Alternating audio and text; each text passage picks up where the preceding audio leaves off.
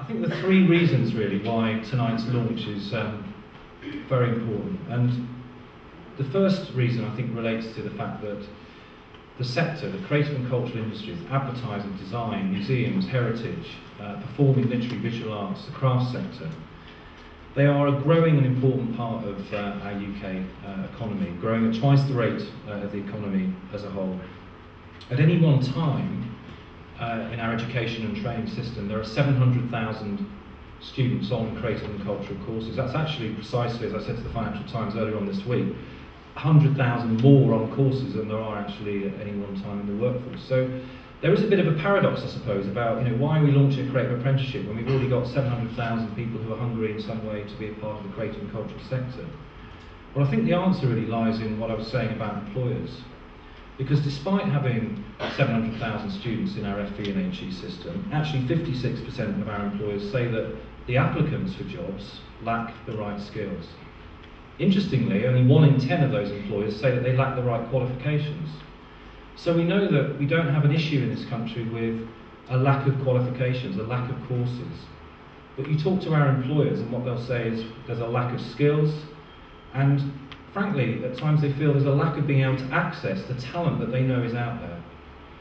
And I think if there's one message I want you to take away this evening about the Creative Apprenticeship, it's that it's about finding new ways of accessing the talent that we know is out there in every community, in every locality like this, up and down the country.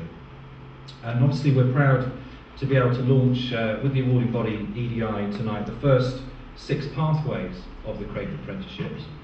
And I think it's important to emphasise that these pathways in live events and promotion, music business, technical theatre, which includes rigging, lighting and sound, costume and wardrobe, cultural and heritage venue operations and community arts. These are not pathways, these are not qualifications that have been dreamt up by educators in a closed and darkened room. These are qualifications, these are competence-based national occupational standards that have been developed with employers, with industry, with companies, some of whom are represented in this room this evening.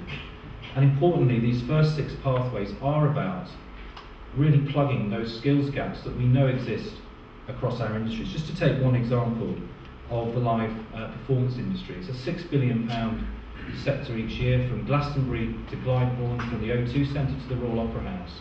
This country is a world leader when it comes to live events. But again, if you talk to our employers, they'll tell you that that growth in live events and performance is threatened by a skills shortage in these backstage and offstage roles. And we estimate that there's a 30,000 skill shortage between now and the Olympics in 2012, notwithstanding the fact that the Olympics itself represents a challenge for all of us in terms of putting on what you might describe as the greatest show on earth in 2012.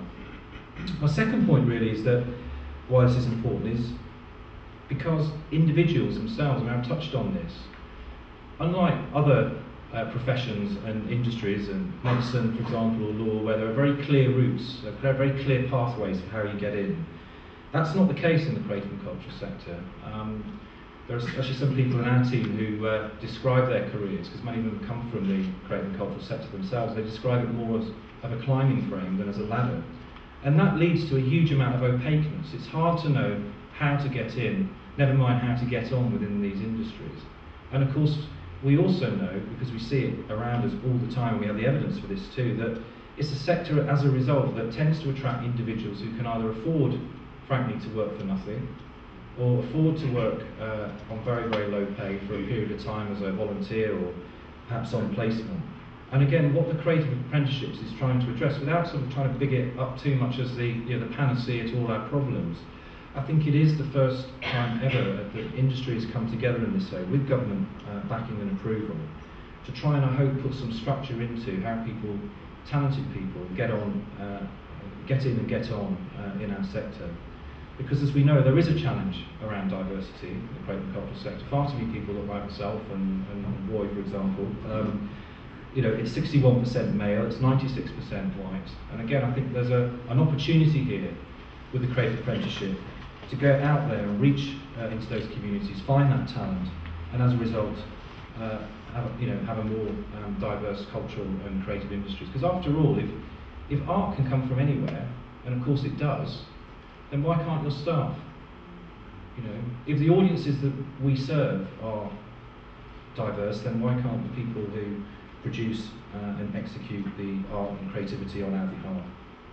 Thirdly, it's worth mentioning this, and also I was hoping that the Minister would be here by now because it was a really plug for government policy, but never mind. You know, the government has set huge, ambitious targets for the number of apprenticeships. There are currently 250,000 apprentices in the UK. The plan is to double the number of apprenticeships over the next few years. And this is an amazing opportunity actually for government. I'll pretend I'm talking to Banquo's ghost there, but you know, we are committed to 1,000 creative apprenticeships once the scheme is fully up and running. And if you're wondering, well, why 1,000? Has that figure just been plucked out of the air? To some extent, yes, it has. But also, actually, looking at this, I asked our research manager to look, you know, typically into other industries and how many apprentices at any one time you would expect to see within a sector and an industry. In Germany, for example, it's 5%. So 5% for the creative and cultural sector that we represent would roughly come to 850 apprentices. So 1,000 apprentices actually over the 6 pathways, the 6 subsectors, is about where we ought to be. Now currently there's 0% of an apprentice workforce in our sector. So the ambition over the next 2 or 3 years is to move to this 5% of the workforce apprenticed at any one time. But of course there are challenges ahead. We launched the second round of the pilots in January, but we're still to get the regulatory approval. And I won't go into the sort of alphabetic spaghetti of all the skills world acronyms that we have to jump through in order to get this apprenticeship finally approved by September. But with your help, with your support, I know that we'll get there and we'll be able to go nationwide in September 2008. And that's really important because for the first time, venues like this one here in Tottenham, and museums across the land, theatres across the land, arts and community-based organisations will for the first time get access to sustainable government funding support for the training, as well as knowing, and the comfort of knowing, that the apprentices are working to standards that have been developed by employers like them, by organisations that face similar skills challenges, and that has never ever happened before. And that's really, ladies and gentlemen, I think the prize that we're all working towards in September 2008, that we're not faced with, which is so often the case I think in the creative industries, of this feast and famine of government initiative coming and going, of funding sort of being available for 1, 2, 3 years and then suddenly being withdrawn. What we've been about here at Creative Cultural Skills is developing with employers a programme that will be sustainable, and we know that given the government's commitment to apprenticeships, it's something that will last and is here to stay.